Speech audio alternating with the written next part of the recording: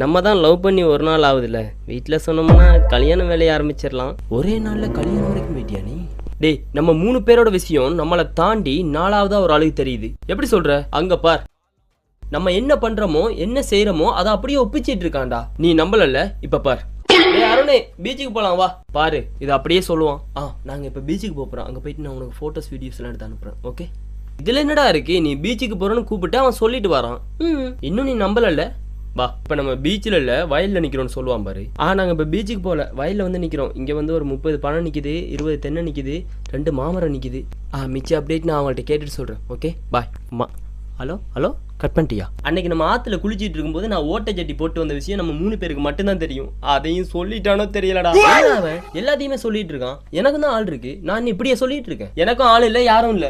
அப்படியே இருந்தாலும் நான் சொல்ல மாட்டேன். மச்சான், அடுத்து எங்க போறோம்? இனி ஒரு மலைக்கு மேல சன்ரைஸ் பார்க்க போலான்னு இருக்கோம். டேய், அதையும் அவன் அப்படியே சொல்லுவான்டா. மலைக்கு மேல சன்ரைஸ் பார்க்க போறோம், அங்க போயிட்டு நான் உனக்கு வீடியோ கால் எடுக்கிறேன். செம்மையா இருக்கும். அப்புறம் இந்த லாரி டயரை பார்த்தா நான் எல்லாம் காலை தூக்கும்ல, அந்த மாதிரி இந்த வயல்வெளிகளை பார்த்தா இவனுங்களுக்கு ஒரு வியாதி இருக்கு. பாத்தியா? டேய், எவனுக்கு அடுத்து போறேன்? ஒரு சரி, அவங்க தான் வராங்க.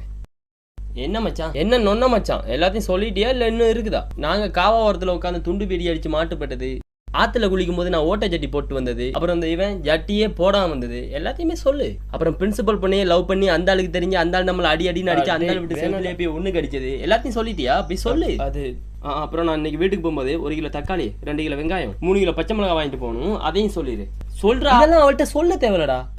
ஏன்னா அவன் எல்லாத்தையும் கேட்டுட்டு லைன்ல தாண்டா இருக்கா. விட்டானா சும்மா வந்து எல்லாத்தையும் வளரிட்டு. ஹலோ, அட லூசு பயலே, அவன் சொன்னானோ இல்லையோ, நீ நல்லா சொன்ன. அதுக்கேண்டா நான் போடா வந்தெல்லாம் சொன்னேன்.